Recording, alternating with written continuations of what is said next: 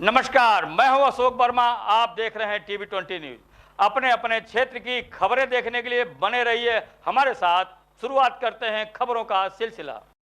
इस कोरोना महामारी में जहां सामाजिक संगठन व जनप्रतिनिधि लोगों को ऑक्सीजन के साथ ही अन्य सहायता उपलब्ध करा रहे हैं, जिसकी हर तरफ तारीफ भी की जा रही है और लोग उनसे ऑक्सीजन व जरूरत के सामान पाकर उनको एक मसीहा के रूप में देख रहे हैं। होना भी चाहिए, क्योंकि जनपद में ही करोड़पतियों और अरबपतियों की संख्या हजारों में है, जिनमें कुछ लोग ही इस महामारी में आगे आकर के लोगों की मदद कर रहे हैं। वहीं कुछ लोग इस नेक कार्य करने वालों को सम्मान देने की जगह अपमानित कर रहे हैं। ज्ञात हो कि बसपा विधायक शाह आलम उर्फ गुड्डू जमाली व हाजी इसरार द्वारा ऑक्सीजन की महामारी के बीच में लोगों के बीच में ऑक्सीजन देने का काम किया गया है और मुंबई से 200 सिलेंडर मंगाकर लोगों को वितरित किया गया और विधायक द्वारा यह भी कहा गया कि यह कार्यक्रम उनका आगे भी जारी रहेगा। ऐसे में नेक काम करने के बाद भी लोगों को गाली सुनना कौन पसंद करेगा। ऐसा वीडियो से लोगों का मनोबल गिरता है, जबकि ऐसे कामों के लिए सभी संपन्न लोगों को आगे आना चाहिए। जबकि सभी को मालूम है कि एक एक सिलेंडर के लिए बड़े से बड़े लोग लाइन लगाकर खड़े रहे हैं। कभी ऑक्सीजन मिल रहा है तो कभी सिलेंडर नहीं मिल पा रहा है, जिसकी वजह से कालाबाजारी शुरू हो गई थी। प्रशासन की कार्रवाई से कुछ राहत ऑक्सीजन के लिए लोगों को मिली है। वही कुछ लोगों ने उत्साहवर्धन न करके फेसबुक पर गाली गलौज करके तो उनका मनोबल गिरा रहे हैं और दूसरों को भी उकसा रहे हैं। ऐसे में कौन आगे बढ़कर के कोरोना काल में लोगों की मदद करेगा। ऐसा ही एक गाली गलौज का वीडियो सोशल मीडिया पर वायरल हो रहा है, जिसमें प्राप्त जानकारी के अनुसार रानी के सराय क्षेत्र के सिरसाल गांव निवासी मिर्जा सरफराज बेग का है, जो लाइव फेसबुक के जरिए विधायक शाह आलम उर्फ गुड्डू जमाली के प्रति अपमानजनक शब्दों का प्रयोग कर रहा है और लोगों को भी प्रेरित कर रहा है। वही थानाध्यक्ष रानी की सराय ने वीडियो वायरल होते ही तत्परता से कार्रवाई करते हुए सरफराज को गिरफ्तार कर लिया है। आइए विस्तार से सुनाते हैं कि सरफराज द्वारा फेसबुक के जरिए विधायक के प्रति क्या क्या कहा गया है। देख रहा हूँ कुछ सोशल मीडिया पे जो मैं देख रहा हूँ कि फलाने ढिकाने 500 सिलेंडर लेके आए, 500 ये लेके आए, वो लेके आए, लोगों को बांट रहे हैं फ्री में, निःशुल्क, कोई पैसा नहीं। तो इसमें सच्चाई क्या है? आप लोगों को पता है सच्चाई क्या है उसमें? इन लोगों का नया बिजनेस स्टार्ट हुआ है। अगर कोई 10-20 लाख रुपया लगा के 10-20 100 200 अगर सिलेंडर लेके आता है तो इनका ये नया बिजनेस स्टार्ट हुआ है। आप लोगों को पता नहीं है। आप अगर आजमाना चाहते हो तो आप जाइए गुड्डू जमाली के यहाँ जाइए। जगह जगह न्यूज़ पे आ रहे हैं गुड्डू जमाली कि गुड्डू जमाली ये, गुड्डू जमाली वो। उनके बाटला पे भी, उसके बाटला पे भी लिखा हुआ है कि विधायक गुड्डू जमाली, है ना, विधायक गुड्डू जमाली लिखा हुआ। आप जाइए सिलेंडर लेने, खुदा की कसम अगर आपको फ्री मिल गया तो जूता से मारिएगा। मेरा एक दोस्त है कोटला का, डॉक्टर अब्दुल रहमान, मरहूम असलम नेता का लड़का, डॉक्टर अब्दुल रहमान, ठीक है। बड़ी बड़ी मारी मारा के बाद उसको एक सिलेंडर मिला है, वो भी 8000 का, गुड्डू जमाली के यहाँ से। कितने का? 8000 रुपये का सिलेंडर मिला है। और वो भी सिलेंडर जब मिला है ला के वो घर पे लगाया है तो मात्र वो 3 घंटा चला है, ओनली 3 आवर्स फिनिश। मात्र 3 घंटा 8000 रुपये का। तो ये साले फ्री कहाँ से दे रहे हैं ये, हैं? और कुछ लोग तो ऐसे हैं, इन लोगों का बिजनेस, जो पैसे वाले हैं उनका ये बिजनेस स्टार्ट हुआ है। अगर आपकी हेल्प करना चाहते ना तो बहुत, अगर हेल्प करना चाहे गुड्डू जमाली हुए, चाहे वो दौना के वो जो बड़े बड़े दाढ़ी वाले हैं लोग, है ना, ये लोग हुए, या और जो लोगों का नाम ले रहे हैं, आप मंगा के 500 अपने घर ही में रख रहे हो तो मतलब क्या है? आप तो बिजनेस कर रहे हो अपने गोदाम से। आप आगे पीछे जो आपके गांव है 150, एक डायरी बनाइए, नाम लिखिए और हर गांव में 5 हर प्रधानों की जिम्मे कर दीजिए, तब हम जाने फ्री में कि प्रधान आप इस गांव में 5 रख लीजिए, कोई बीमार होता है इसको लगाइए। अपने घर से आप रख के बेच रहे हो तो बिजनेस है ना ये, क्या है फिर ये? आप लोग शेयर कीजिए प्लीज़।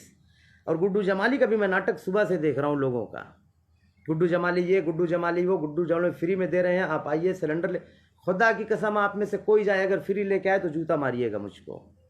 यही कोटला की बात है, नज़दीक 1 किलोमीटर की दूरी पे है। 8000 रुपये में सिलेंडर उनको मिला है, ज़बरदस्ती मारी मारा करके, वो भी 3 घंटा में ख़त्म। और सिलेंडर पे लिखा हुआ है विधायक गुड्डू जमाली। अबे चूतिए, जब तुम पैसे ही लेके दे रहे हो तो विधायक गुड्डू जमाली क्या है फिर? इन लोगों के सामने तो एकदम खुल के, बेटा दरवाजा डोर बंद कर देना, इन लोगों के सामने खुल के एकदम विरोध, हटो बेटा इसमें मत आना, उन लोगों के सामने खुल के एकदम विरोध कीजिए आप लोग, एकदम पूरी तरह से। फुल विरोध कीजिए। और इनके यहाँ तो जाइए मत। जैसे एकरामपुर में मिलता है ना, आप 200-400-500 दे के भरवा लेते हैं लाइन लग के 100-200 की। खुदा की कसम वही कीजिए, वो सबसे बेटर है। आपका 200-400-500 रुपये में आपको मिल भी जा रहा है और आपकी वो ठीक है, उस पर सुकून है, उस पर सुकून है। इन लोगों के यहाँ जाओ, एहसान भी इनका लो कि फलाने हाजी साहब के यहाँ गया था, ढिकाने हाजी साहब के यहाँ गया था, इनका एहसान भी लो और साले पैसे भी बहुत लेते हैं। अगर इनको फ्री में देने का इतना ही शौक था, गुड्डू जमाली मान लो 100-200-500 लाए होंगे ऑक्सीजन, एक रजिस्टर पे नाम लिखते आगे पीछे अपने छोटे छोटे गाँव का, रजिस्टर पे नाम लिखते और उसके बाद जो है उस रजिस्टर पे नाम लिखते हैं और उसके बाद जो है 5-5 तो दे देते आगे पीछे गांव में कि लीजिए, रख लीजिए, इमरजेंसी जिसको होगी लगाएगा वो, निःशुल्क, विदाउट अमाउंट, बगैर पैसे का। तो मैं मानता कोई इसमें किसी को मिला होगा, इसमें किसी को मिला होगा फ्री में, 2-4 तो फ्री में देंगे ना, तो शोर होगा कि फ्री में दे रहे हैं। आप जैसे लोग, आप में से किसी को फ्री का मिल गया होगा तो आप सबसे लड़ने के लिए तैयार हो जाओ, भैया फ्री में मिलता है, आपको मिला होगा फ्री में। किसी को फ्री में मिलता नहीं है, कोई फ्री में देने के लिए यहाँ नहीं बैठा है, सब चूतिए बनाते हैं, सब साले मौत का तांडव देखते हैं, है ना। हम गरीब हैं, हमको पता है, हमको मालूम है अपनी ज़िंदगी, इन लोगों के लेवल की हम नहीं हैं। आपके पास पैसा है तो हॉस्पिटल में लेके जाइए, एडमिट कीजिए। अगर अल्लाह ताला ने ज़िंदगी लिखी होगी तो बच जाएंगे, नहीं लिखी होगी तो ख़त्म हो जाएंगे। पैसा नहीं है, घर पे रखिए, एक दूसरे से हेल्प लीजिए, सिलेंडर लीजिए, लगाइए, जब तक सांस चलती है तब तक ज़िंदगी है। लेकिन ये तरीका तो अच्छा नहीं है। कुछ लोग ऐसे हैं दोगले किस्म के, दोगले जिसको कह दीजिए, कुछ लोग ऐसे दोगले हैं कि सिलेंडर ला के ज़बरदस्ती, जैसे इसी में कुछ लोग हैं गुड्डू जमाली के जो कह रहे हैं, या फलाने ढकाने जो भी फ्री में दे रहे हैं।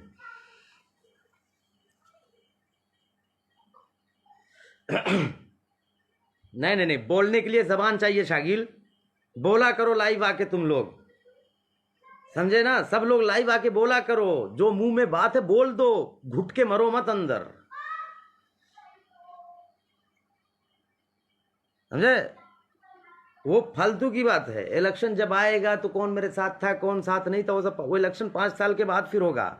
1825 दिन है अभी, कौन मरेगा कौन जिएगा क्या मालूम यार। हम इलेक्शन के लिए बैठ के अभी से सबकी जी हुजूरी नहीं हो सकता, समझे कि नहीं। क्योंकि देख, अपने को पैसे का घमंड नहीं है साहब, बस मेरे बाप ने किसी के आगे झुकना नहीं सिखाया, बस सीधी सीधी बात यही है, समझे ना। झुको मत, बोलो, चाहे वो आजमगढ़ जिले का ही तुम्हारे एमएलए हो, चाहे एमएलए हो, कोई हो चूतिया, क्या दिक्कत है बे, क्या उखाड़ लेगा कोई भी, हैं। मर्द है तो मर्दों वाली बात करो। ये लोग जो फ्री में, सुबह से मैं देख रहा हूँ लिए जा रहे हैं कि फ्री में फ्री में फ्री में, अबे फ्री में मिल कहाँ रहा है। ला के कोई फ्री में मुझे ठो दे दे, चलो मैं घर बैठा हूँ, मुझे इमरजेंसी में ज़रूरत है, खुदा की कसम मुझे ज़रूरत है ऑक्सीजन की, कोई देगा ला के। जाके गुड्डू जमाली के पास से मांग के लेके आए, जाके हाजी इसरार के पास से लेके आए तो मैं जानूँ, कोई देने वाले नहीं है। सब बड़ी बड़ी दाढ़ी, सफ़ेद कुर्ता, पूरा ढकोसला है अंदर। जिसके घर के मर रहे हैं उनसे पूछो, ये स्टॉक करके घर में रखे हैं 200-400 पीस, है ना, बेचते हैं ये, फ्री में नहीं मिलता उल्टा है। कुछ दोगले किस्म के तो ऐसे हैं ना, 2-4 सिलेंडर लेके अपने घर में रख के इंतजार कर रहे हैं कि उनके घर में कब को कौन मरेगा तो उसको सिलेंडर वो लोग लगाएंगे। डोर बंद करो। कुछ लोग ऐसे ऐसे ऐसे बेवकूफ़ बैठे हुए हैं, डोर बंद करो, ऐसे बेवकूफ़ बैठे हुए हैं कि वो इंतज़ार कर रहे हैं कि मेरे घर में कोई मरने वाला होगा तब हम सिलेंडर लगाएंगे, जो रखे हैं घर में छिपा के। अबे जाहिल हो क्या, यहाँ कोई मर रहा है तुम उसको नहीं दे रहे हो, अपने घर में मरने का इंतज़ार कर रहे हो कि कोई मरेगा तो उसको लगाऊंगा, हैं। अजीब इंसान हो, कहाँ चली गई इंसानियत, जाहिलियत एकदम सारे लोगों ने अपना ली है, खुदा की कसम। अबे जिसको ज़रूरत है पहले उसके तक पहुँचा दे। जब तेरे घर में कोई मरेगा तो तेरे लिए भी कोई लेके आएगा, कोई अल्लाह का बंदा तेरे लिए भी लेके आएगा, समझे। जिसको ज़रूरत उसको पहुँचा दे। ये नहीं कि मैं अपने घर में एक सेफ करके रखा हूँ, मेरी अम्मा की जब तबीयत खराब होगी तब मैं उसको लगाऊंगा, यानी तू चाहता है कि तेरी माँ की तबीयत खराब हो तब तू उसको लगा। अबे तो पहले उठा के दे दे किसी को, पहले उठा के दे, जिसकी जरूरत है पहले उसको लगा दे ले जाके। तेरी अम्मा की तबीयत जब खराब होगी ना तो तेरे लिए फिर दूसरे लोग हैं लाके इंतजाम कर देंगे इंशाल्लाह। घर में रख के स्टोर कियो, दूसरा तुम्हारे पड़ोसी मर रहा है, ये चीज़ तो आप लोग एकदम दिमाग से निकाल दीजिए। अगर आपके पास है तो खुदा की कसम रखिए मत सेव करके, अगर रखेंगे वो तो आपके घर में कोई मरेगा उसी के काम आएगा फिर ये। अगर पड़ोसी मर जा रहा है तो तुम्हारे घर में भी मरेगा फिर, अगर पड़ोसी को बचा लोगे ना तो तुम्हारे घर वाला बचेगा फिर, इतना समझ लो। मैं सुबह से देख रहा हूं लोग 5-5 तो सिलेंडर खड़ा करके फोटो खिंचवा रहे हैं, साथ में वीडियो बनवा रहे हैं। ये कौन सी चीज़ है जी? हैं? आप किसी को अगर दे भी रहे हो free of cost, without amount, कोई पैसा नहीं, दे भी रहे हो तो इसका मतलब ये तो नहीं है कि आपने सबको खरीद लिया है। अभी जस्ट 5 मिनट पहले की बात है, मेरा एक दोस्त अब्दुल रहमान कोटिला, डॉक्टर अब्दुल रहमान कोटला, असलम नेता का लड़का जो डॉक्टर है पेशे से, उसको ज़रूरत थी, बहुत मर के, बहुत भिड़ के, बहुत बवाल करके जाके गुड्डू जमाली के यहाँ से सिलेंडर लेके आया। उस सिलेंडर पे लिखा भी है विधायक गुड्डू जमाली। वेट, गुड्डू जमाली के पास से जाके सिलेंडर लेके आया है और वो सिलेंडर में सिर्फ ओनली 3 आवर्स ये वर्किंग किया, काम किया, उसके बाद फिनिश। अब सोचिए आप लोग, तो ये धंधा ही है ना काला, ये बिजनेस चालू किए हैं साले ये सब। अगर एक तो सिलेंडर आपको 10,000 रुपया में ये दे रहे हैं, 500 लेके आए हैं, खाओ और रख के खाओ, यहाँ खाओ, लो खाओ। हाँ, उधर रखो, उधर रखो, उधर रखो, अगर बेटा रुक जाओ, है लेके जाओ इसको। अब दरवाजा बंद करो। अगर एक सिलेंडर ये 10,000 रुपये में दे रहे हैं तो 100 सिलेंडर कितना हो गया? 10 लाख। अगर 500 सिलेंडर हो गया तो कितना हो गया? 50 लाख। और इन लोगों ने खर्चा किया होगा ज़्यादा से ज़्यादा 10 से 15 लाख रुपया, नया खरीद के लाने में 10 से 15 लाख रुपया, और ये जब टोटल सेल हो जाएगा तो आएगा 50 लाख रुपया। 5 दिन या 7 दिन के अंदर अंदर आप 50 लाख रुपए यानी 40 लाख रुपए अमाउंट आप कमा लेते हैं, फ़ायदे हो जाता है आपके। वो कम है, ये बिजनेस है। अगर गुड्डू जमाली को ये करना ही था, नाम है गुड्डू जमाली, यानी मेरे पड़ोस में जमालपुर के, आप कौन से मेरे पड़ोस के लिए क्या कर रहे हो? आप कोटिला यहीं मर रहा है, आमक यहीं मर रहा है, सिरसाल यहीं मर रहा है, खालिसपुर, मदारपुर, जमालपुर, आप कहाँ हैं? मुबारकपुर में आप हैं तो यहाँ अगर मुबारक में तो जमाली निकाल दीजिए बगल से। पहले अपना आप देख ही नहीं रहे हैं, आप पूरी दुनिया का दौरा कर रहे हैं। और जो फ्री नाम आप लोगों ने दिया है कि फ्री 8,000 10,000 रुपए का आप लोग सिलेंडर दे रहे हैं। अपने आप को आप लोग सुधार लीजिए। अगर नहीं सुधारेंगे तो मैं तो बड़ा बिगड़ा हूँ भाई, सीधी सीधी बात। मैं इतना बोलूँगा आप लोगों के खिलाफ, इतना बोलूँगा खिलाफ, आप लोगों की ज़िंदगी हराम हो जाएगी और मेरा कुछ होने वाला है नहीं। इतना ध्यान रखिएगा, ठीक है? अगर आप लोगों को मेरे भाई, अगर आप लोगों को मेरी ये वीडियो पसंद आई है, मेरे साथ आप लोग सपोर्ट में हैं, तो प्लीज़ शेयर कीजिए। क्योंकि व्यूवर मैं इस वक्त देख रहा हूँ कभी 40 होते हैं, कभी 45 होते हैं, व्यूवर बढ़ते जा रहे हैं। आप लोग शेयर कीजिए, ठीक है? ताकि इनका पोल खुल जाए, ये जो कालाबाजारी चला रहे हैं ये उनका खुल जाए।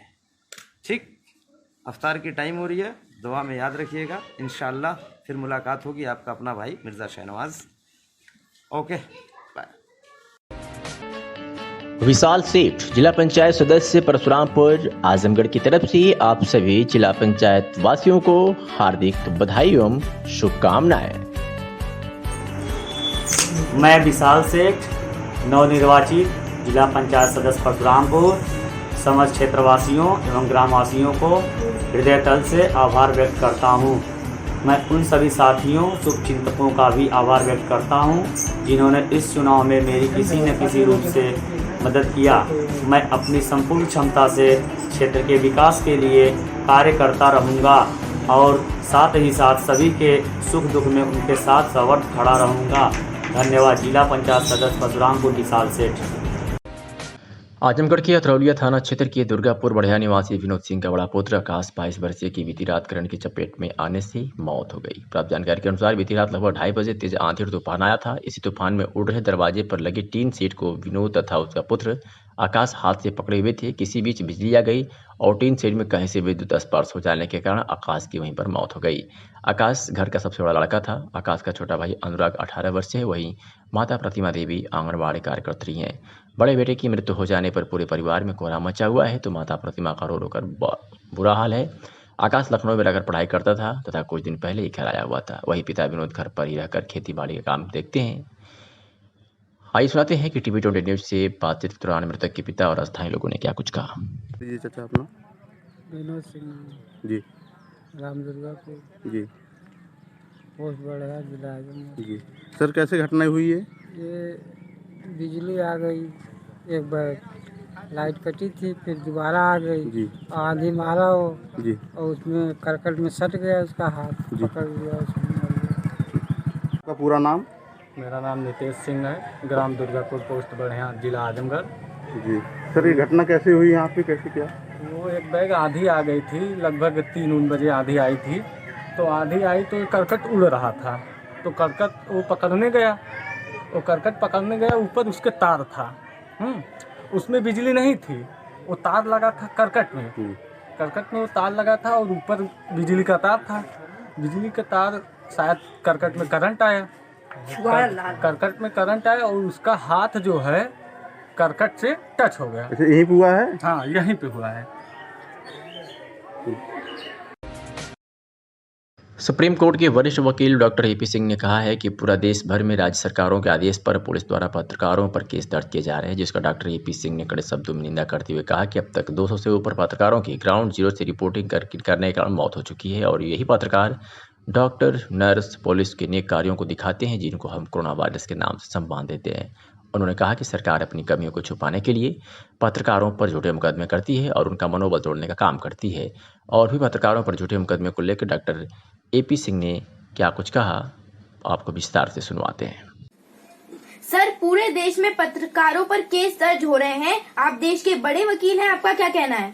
देखिए निश्चित तौर पर आपका बिल्कुल कहना सही है कि देश भर के पत्रकारों पर बहुत मात्रा में केस दर्ज हो रहे हैं, झूठे केस दर्ज हो रहे हैं। और पत्रकार वास्तव में सच्चाई ये है, पत्रकार राज्य सरकारों की, अस्पतालों की कमियों को उजागर करते हैं, अखबारों में छपती है, न्यूज चैनल पर जाती है। इससे माननीय सर्वोच्च न्यायालय भी फिर एक्शन में आते हैं, डिफरेंट ऑनरेबल हाई कोर्ट्स भी एक्शन में आते हैं। इसकी वजह से राज्य सरकार और अस्पताल अपनी कमियों को छिपाने के लिए इन निष्पक्ष पत्रकारों पर, जो पत्रकार है, मीडिया चौथा स्तंभ है हमारे लोकतंत्र का, उन पर झूठे केस दर्ज करा। विभिन्न प्रदेशों में इतने फोन आते हैं इस बात को लेके कि उन पर इस बात को केस दर्ज हो गया, उसका सरकारी काम में बाधा का दर्ज हो गया। इससे क्या मतलब हुआ कि वो वहां अस्पताल एक तरफ ग्राउंड जीरो की रिपोर्टिंग कर रहे हैं। कम से कम लगभग इस कोरोना काल में 200 के लगभग पत्रकार इस देश के मौत के गाल में समा गए, उनकी मौतें हुई हैं। आप बहुत से नाम आप जानते हैं, विभिन्न बड़े बड़े चैनल, छोटे छोटे अखबार, सब तरह बड़े अखबार, छोटे अखबार सभी के गए हैं, मौतें हुई हैं। एक तरफ तो ग्राउंड जीरो से आपको रिपोर्ट देते हैं और दूसरी तरफ आप उनको ये बताइए, डॉक्टर्स, पुलिस और सफाई कर्मचारियों को कोरोना वॉरियर्स किसने बनाया? ये पत्रकार ही तो थे जो कोरोना वॉरियर्स, डॉक्टर की अच्छाइयां, पुलिस की अच्छाइयां, सफाई कर्मचारियों के अच्छाइयों को पहुंचाया। जब उन्हें कोरोना वॉरियर्स बनाने वाले पत्रकार हैं तो पत्रकार भी कोरोना वॉरियर्स हैं। उन्होंने समाज को दिशा देने का काम किया, लोगों में जागरूकता लाने का काम किया, सोशल मीडिया के माध्यम से लोगों ने मदद की, एक दूसरे को ऑक्सीजन सिलेंडर, बेड दिलाने की, दवाइयां देने की, लोगों में जागरूकता आई। उनकी खबरें ही थी, उनकी खबरें दुखी करने वाली थी, जिसके बाद इस देश के बड़े बड़े धन्ना सेठों ने, बड़े बड़े इंडस्ट्रियलिस्ट ने अपनी ऑक्सीजन प्रोडक्शन दिया, ऑक्सीजन दी, अपनी सुविधाएं दी, अपनी फैक्ट्री दी, अपनी दवाओं का प्रबंध किया, अस्पतालों का प्रबंध किया। कित अखबारों की, मीडिया की, जर्नलिस्ट की वजह से लोगों ने अपने अस्पताल खुलवाए, अपनी जगह दी, अपना सब कुछ किया, प्राइम मिनिस्टर केयर फंड में दान दिया, चंदा दिया। ये सब कब हुआ? जब पत्रकार हमारे देश की रीढ़ की हड्डी की तरह काम कर रहा है, ग्राउंड जीरो से रिपोर्ट दे रहा है, खबरों को दे रहा है। आपने कितने पत्रकारों की देखे कोरोना काल में मौत हुई? 200 मौत छोटी नहीं मौत होती पूरे देश में। हमारे पास हर प्रदेश के लगभग आंकड़े हैं, इन चीजों पर हुआ है, लेकिन इस पर आगे कार्रवाई नहीं होगी तो फिर किस तरह से होगा आगे? इन पर इनके लिए भी कोरोना वॉरियर्स होने चाहिए। सर, आज माननीय सुप्रीम कोर्ट में आपकी कई याचिकाकर्ताओं को लेकर अहम सुनवाई थी, उसमें क्या हुआ? देखिए, आज माननीय सर्वोच्च न्यायालय में हमारी कई याचिकाओं पर सुनवाई थी, जिसमें कि सर्वर डाउन होने की वजह से आगे प्रोसीड नहीं हो पाई है। अब उसमें 13 मई की डेट दी है, सर्वर डाउन होने की वजह से आगे प्रोसीड नहीं हो पाया। आज की कई याचिकाएं थी और बहुत महत्वपूर्ण कोरोना को लेकर याचिकाएं थी। जिलाधिकारी राजेश कुमार ने आज राजकीय बालिका इंटर कॉलेज आजमगढ़ स्थित इंटीग्रेटेड कोविड कंट्रोल सेंटर का निरीक्षण किया। जिलाधिकारी ने बताया कि यहां पर 200 से अधिक अधिकारी और कर्मचारी कार्य कर रहे हैं। उन्होंने बताया कि यहां से होम आइसोलेशन में रह रहे मरीजों की लगातार निगरानी की जाती है। उन्होंने बताया कि मरीजों को आवश्यकता अनुसार दवाएं भी उपलब्ध कराई जाती है। यहाँ से लगातार मरीजों की काउंसलिंग करके भी आवश्यक सुविधाएं उपलब्ध कराई जाती है। जिलाधिकारी ने बताया कि integrated Covid and command centre की सारी व्यवस्थाएं सुदृढ़ है, इसे और अधिक सुदृढ़ बनाने का प्रयास किया जा रहा है। उन्होंने बताया कि इस समय आइसोलेशन में 4000 से अधिक मरीज हैं। कल 61 मरीजों को सांस लेने में दिक्कत होने पर यहाँ से तत्काल टीम भेजकर उन्हें दवाएं उपलब्ध कराई गई। उन्होंने बताया कि किसी भी प्रकार की शिकायत पर उसका तत्काल निस्तारण भी किया जा रहा है।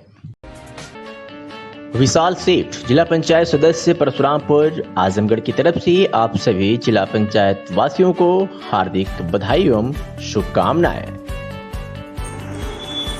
मैं विशाल सेठ, नवनिर्वाचित जिला पंचायत सदस्य परशुरामपुर, समस्त क्षेत्रवासियों एवं ग्रामवासियों को हृदय तल से आभार व्यक्त करता हूँ। मैं उन सभी साथियों, शुभचिंतकों का भी आभार व्यक्त करता हूँ जिन्होंने इस चुनाव में मेरी किसी न किसी रूप से मदद किया। मैं अपनी संपूर्ण क्षमता से क्षेत्र के विकास के लिए कार्य करता रहूँगा और साथ ही साथ सभी के सुख दुख में उनके साथ सवर्त खड़ा रहूँगा। धन्यवाद। जिला पंचायत सदस्य परशुरामपुर विशाल सेठ।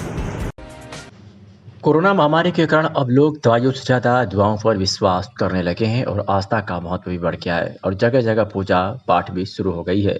इसे अंधविश्वास कहा जाए या आस्था, यह हम तय नहीं कर सकते। एक ऐसे ही मामले से जुड़ी खबर हम आपको दिखा रहे हैं जो आजमगढ़ के कपसा मड़िया गांव में देखने को मिला, जहां आज सुबह सुबह कोरोना महामारी को भगाने के नाम पर महिलाओं ने एकजुट होकर देवी देवताओं के नाम पूड़ी और हलवा चढ़ा रही हैं और धार पूरब दिशा में दे रही हैं। लोगों का मानना है कि देवी माता नाराज हो गई हैं, इसलिए उनको यह पूजा दी जा रही है जिससे उनकी नाराजगी खत्म हो। यह कोरोना महामारी उन्हीं की देन है। यह सब करने से कोरोना भाग जाएगा। ग्रामीणों का कहना है कि यह परंपरा शुरू से चली आ रही है। तो वही सपा नेता लालजीत क्रांतिकारी ने इस मामले में टिप्पणी करते हुए कहा कि अंधविश्वास हमारे देश को पीछे धकेल रहा है, जहां पूरा विश्व विज्ञान पर काम कर रहा है, लेकिन हमारे देश के कुछ लोग कोरोना के नाम पर अंधविश्वास फैला करके राजनीति कर रहे हैं और जनता को गुमराह करके उनका वोट लेकर के अपनी राजनीति कर रहे हैं। कोरोना का इलाज होना चाहिए। हम पहले ग्रामीण की बात सुनाएंगे, फिर लालजीत क्रांतिकारी की। का क्या नाम है? मेरा नाम लालजीत क्रांतिकारी है। आज सुबह सुबह जो है कि मैंने जा रहा था इसे टहलते हुए, तो कई गांव में मैं देखा ये जो अंधविश्वास के नाम पे, कोरोना के नाम पे हर गांव में महिलाएं जो है कि कढ़ाई चढ़ा रही हैं, हलवा पूड़ी चढ़ा रही हैं, धार दे रही हैं। ये सब एकदम अंधविश्वास कोरोना के नाम पे जो है कि सभी हर गांव की पूरे मैं देख रहा हूँ कई गांव में, ये कई गांव की बात नहीं बता रहा हूँ, कई गांव में मैं देख रहा हूँ कि रोज रोज सुबह सुबह धार दे रही महिलाएं, कढ़ाई चढ़ा रही हैं, पूड़ी हलवा चढ़ा रही हैं, कह रही हैं कि देवी माँ नाराज़ हो गई हैं, माता जी नाराज़ हो गई हैं, इसीलिए कोरोना आया है और यही जो है कि जनता को मौत के घाट उतारा है। ये कोरोना तो एक बीमारी है, बीमारी का इलाज होना चाहिए, इसकी दवा होनी चाहिए, दवा से लोग ठीक हो रहे हैं, ठीक भी होंगे।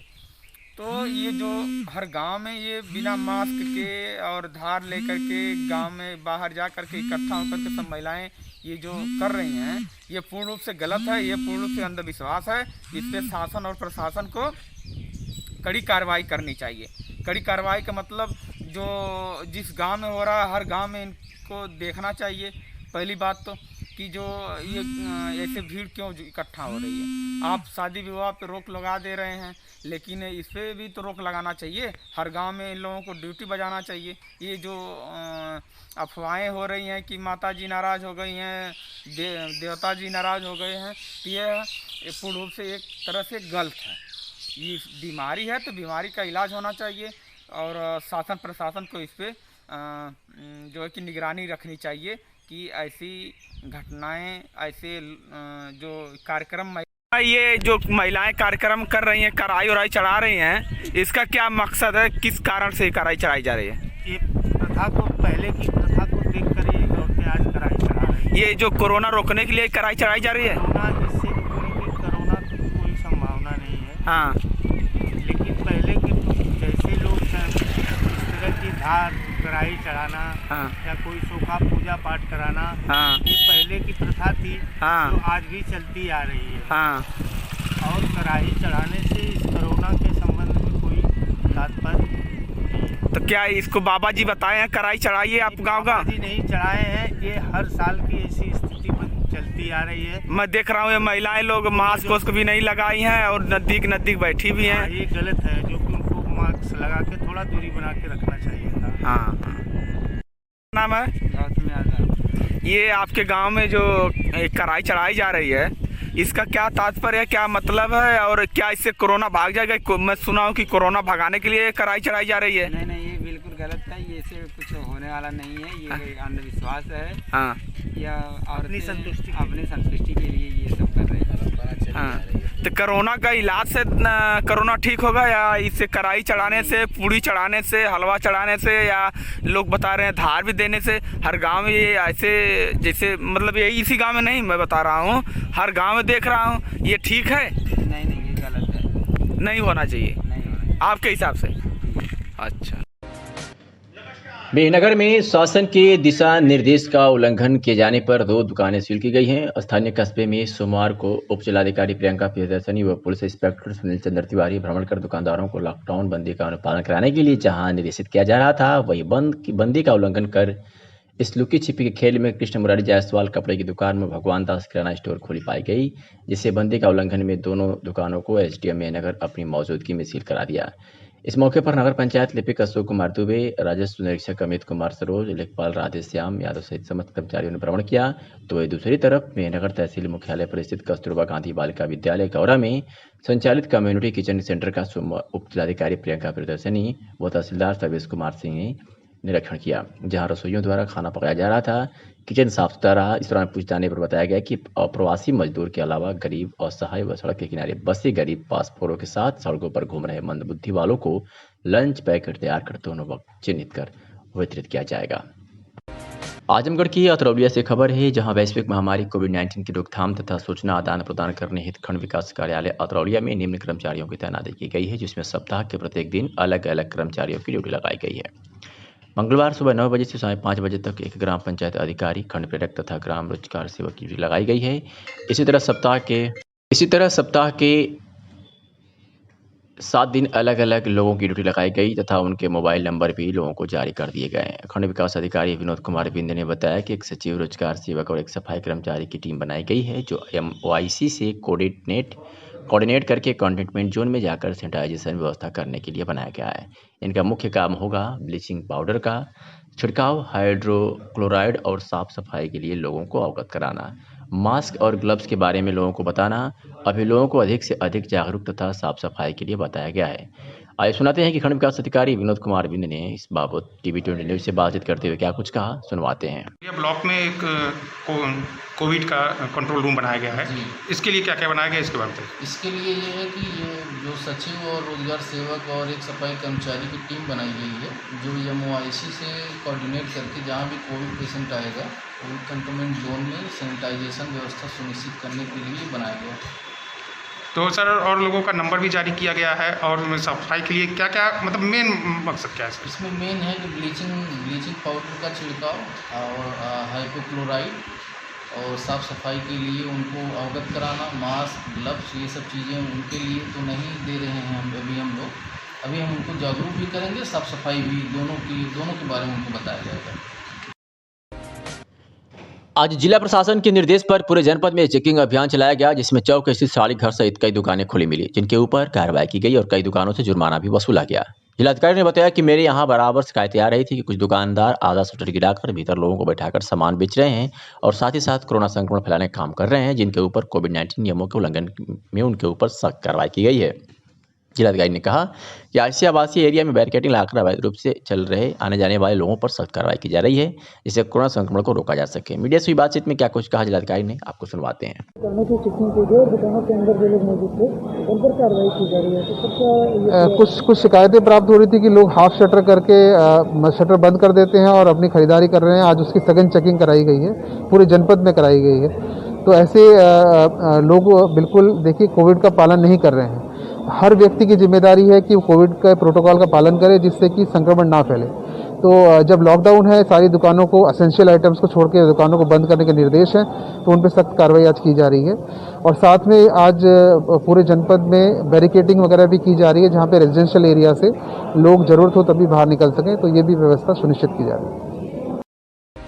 मिर्जापुर जनपद के थाना कोतवाली देहात क्षेत्र अंतर्गत ग्राम हरिहरपुर विदौली निवासी दिलीप कुमार उर्फ मिंटू द्वारा थाना स्थानीय पर तहरीर दी गई कि मेरी पत्नी और 2 पुत्र बाहर सोए थे। रात्रि में नींद खुलने पर आयुष मेरा बेटा नहीं मिला। इसके संबंध में स्थानीय थाना पर मुकदमा पंजीकृत किया गया था। प्रभारी पुलिस अधीक्षक मिर्जापुर द्वारा घटनास्थल का निरीक्षण कर संबंधित को घटना की गहनता से जांच कर यथाशीघ्र बरामदगी करने के लिए निर्देशित किया गया था। अपर पुलिस अधीक्षक नगर के लगातार प्रयास क्षेत्राधिकारी सदर के सतत पर्यवेक्षण में प्रभारी निरीक्षक कोतवाली देहात एसओजी स्वाट फील्ड यूनिट व डॉग स्क्वाड टीम द्वारा अपहरित बालक की खोज में पूछताछ जारी थी।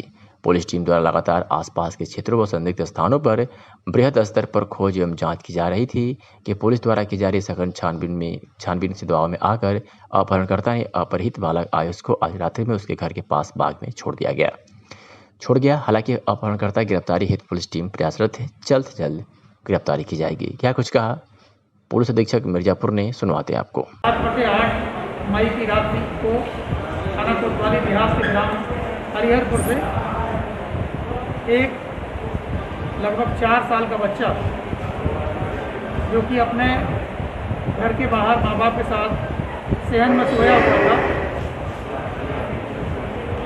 बच्चा वो रात्रि में किसी समय गायब हो गया। सुबह जब उसके माँ बाप जागे तब उन्होंने पुलिस को सूचना दिया। सूचना पर तत्काल ही थाना कोतवाली देहात में 363 का अभियोग पंजीकृत किया गया और तत्काल ही थाना पुलिस SHO कोतवाली देहात, CO सदर, SP सिटी और हम सभी लोग एकजुट होकर के हमारी सर्विलांस टीम भी, स्वाट टीम भी, सभी लोग एक साथ मिलकर के इस केस के अनावरण के लिए लग गए। इसी क्रम में जितने भी आसपास के रास्ते थे, तालाब थे, खेत थे, सब में सर्च किया गया और जितने भी संदिग्ध लोग थे उनके यहाँ भी तलाशी लिया गया गाँव। क्योंकि हल्के से गांव के अंदर से ये घटना हुई थी, तो इस बात का अंदेशा था कि गांव में भी किसी आदमी का हाथ हो सकता है। इस आधार पर कुछ संदिग्ध लोगों के यहाँ तलाशी भी लिया गया। इसके अलावा आसपास के सड़क जहाँ जाते हैं उन सबों पर नाका लगाया गया, प्रधानों को सूचित किया गया और इसी दबाव का प्रतिफल ये था कि आज सुबह तड़के ये बच्चा पास की एक बगिया में मिला हुआ है। बच्चे को बरामद किया गया है और उसके माँ बाप को सुपुर्द किया गया है। इस घटना के परिप्रेक्ष्य में जो तथ्य सामने आ रहे हैं उसके आधार पर हमारी 4 पुलिस टीमें लगी हुई हैं कि किसके द्वारा ये कृत्य किया गया और किस आशय से किया गया। इन चीज़ों का पता कराने के लिए हमारे पास काफ़ी क्लूज मिले हैं, उन सब पर चलकर हम बहुत जल्दी अभियुक्तों की गिरफ्तारी सुनिश्चित करेंगे। जिलाधिकारी राजेश कुमार ने आज राजकीय बालिका इंटर कॉलेज आजमगढ़ स्थित इंटीग्रेटेड कोविड कंट्रोल सेंटर का निरीक्षण किया। जिलाधिकारी ने बताया कि यहां पर 200 से अधिक अधिकारी और कर्मचारी कार्य कर रहे हैं। उन्होंने बताया कि यहां से होम आइसोलेशन में रह रहे मरीजों की लगातार निगरानी की जाती है। उन्होंने बताया कि मरीजों को आवश्यकता अनुसार दवाएं भी उपलब्ध कराई जाती है। यहाँ से लगातार मरीजों की काउंसलिंग करके भी आवश्यक सुविधाएं उपलब्ध कराई जाती है। जिलाधिकारी ने बताया कि integrated Covid and command centre की सारी व्यवस्थाएं सुदृढ़ हैं, इसे और अधिक सुदृढ़ बनाने का प्रयास किया जा रहा है। उन्होंने बताया कि इस समय आइसोलेशन में 4000 से अधिक मरीज हैं। कल 61 मरीजों को सांस लेने में दिक्कत होने पर यहाँ से तत्काल टीम भेजकर उन्हें दवाएं उपलब्ध कराई गई। उन्होंने बताया कि किसी भी प्रकार की शिकायत पर उसका तत्काल निस्तारण भी किया जा रहा है।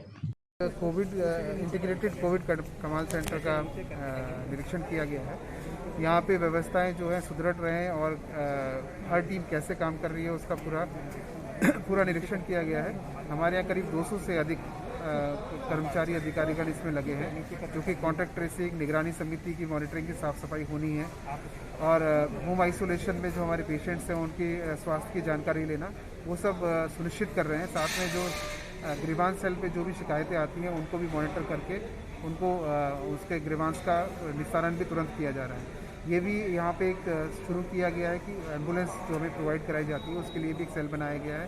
साथ में काउंसलिंग के लिए अगर कोई होम आइसोलेशन में या अदर कोई पेशेंट कोविड के बारे में काउंसलिंग चाहता है डॉक्टर से, तो वो भी लाइन्स यहाँ पे डेडिकेटली दी गई है। तो सारी व्यवस्था यहाँ पे ठीक है। कुछ जो और सुदृढ़ करने की बात थी वो सबको बता दी गई है, मॉनिटरिंग कैसे करनी है। तो सभी व्यवस्थाएँ ठीक चल रही हैं और यहाँ पे हमारे पास करीब हम 20 लैंडलाइन चला रहे हैं, उसके साथ साथ करीब 100 से अधिक मोबाइल के माध्यम से संपर्क भी किया जा रहा है। तो सारी व्यवस्थाएं सुदृढ़ है, उनको और सुदृढ़ किया जा रहा है और सभी की मॉनिटरिंग जो है डेली यहाँ पे की जाती है, जिसके माध्यम से कल हम आपको बताएं 2-3 चीज़ें और हम यहाँ पे मॉनिटर कर रहे हैं। जैसे होम आइसोलेशन हमारे 4,300 थे कल तक, उसमें से कितने लोगों को कोई दिक्कत आ रही है वो नोट किया जाता है। जैसे कल 61 लोगों को सांस लेने में थोड़ी दिक्कत की शिकायत आई, तो 61 लोगों को आज टीमें वहाँ जाके तुरंत वहाँ टीमें गई हैं और उनको वहाँ पे अटेंड किया है और उनको दवाई वगैरह दिलाई दी गई। और अगर किसी को अस्पताल की ज़रूरत पड़ती है तो यहाँ भी एडमिशन सेल बनाया गया है। जो भी कोई शिकायत करे या रिक्वेस्ट करे कि साहब हमें अस्पताल की ज़रूरत है, तो यहाँ डॉक्टर उससे बात करते हैं और उनको अस्पताल में भर्ती कराने की व्यवस्था भी की जाती है। तो पूरी तरह से एक इंटीग्रेटेड कंट्रोल कमांड सेंटर यहाँ पर संचालित है, जो कि तहसीलों में भी कंट्रोल सेंटर बनाए गए हैं, उनसे पूरी तरह इंटीग्रेटेड है और सभी तरह की कोविड से रिलेटेड समस्याओं का यहाँ से निदान किया जाता है। जीएनपुर नगर पंचायत में नायब तहसीलदार सगड़ी मयंक कुमार मिश्रा एवं कोतवाल जीएनपुर हेमेंद्र सिंह और फारी पुलिस बल ने आज बाजार में निरीक्षण पर निकलते हुए बाजार का पूरी तरह से भ्रमण कर लॉकडाउन का अनुपालन कराने में लगे रहे। इस दौरान उन्होंने दुकानों की तलाशी ली और आवश्यक दिशा निर्देश देते हुए कड़ी हिदायत दी। दुकानों को बंद कराया एवं बैंकों पर लगी भीड़ और मेडिकल स्टोर, निजी स्वास्थ्य केंद्र आदि पर घुसकर तलाशी लेते हुए जमकर फटकार लगाई। साथ ही साथ बैंकों पर बाहर से लेकर अंदर तक लगी भीड़ पर बैंक पर मौजूद कार्ड और शाखा प्रबंधकों को जमकर फटकार लगाते हुए डबल मास्क का प्रयोग करने एवं भीड़ न लगाने की हिदायत दी। इस दौरान बाजार में दुकानदारों और आम लोगों में हड़कंप मचा रहा। पुलिस ने बिना मास्क के घूमने वालों पर कुल 53 लोगों का चालान काटते हुए 28 लोगों के चालान भी काटे। वहीं बाजार में प्रशासन के एक्शन को देखकर आम लोगों ने से लेकर दुकानदारों तक में काफी हड़कंप मचा रहा। हालांकि किसी दुकानदार का चालान तो नहीं काटा गया, पर हिदायत दी गई कि यदि अगले दिन भी इसी तरह से दुकानों पर भीड़ और बैंकों के अंदर भीड़ अगर दिखाई दी तो कठोर कार्रवाई की जाएगी। अंदर और बाहर लगी भीड़ पर ग्राहकों और बैंक कर्मचारियों की जमकर फटकार लगाते चेतावनी दी। इस दौरान दुकानदारों को जमकर फटकार लगाते हुए दुकान बंद कराई। उन्होंने चोरी छिपे सामान बेचे जाने पर कठोर कार्रवाई की चेतावनी दी। नायब तहसीलदार ने कोतवाल को साथ लेकर पूरे बाजार में चेकिंग अभियान चलाया। इस संबंध में नायब तहसीलदार मयंक मिश्रा ने कहा कि सरकार की प्राथमिकता है कि संक्रमण को किसी भी दशा में फैलने न दें, इसके रोकने का हर संभव उपाय किया जाए।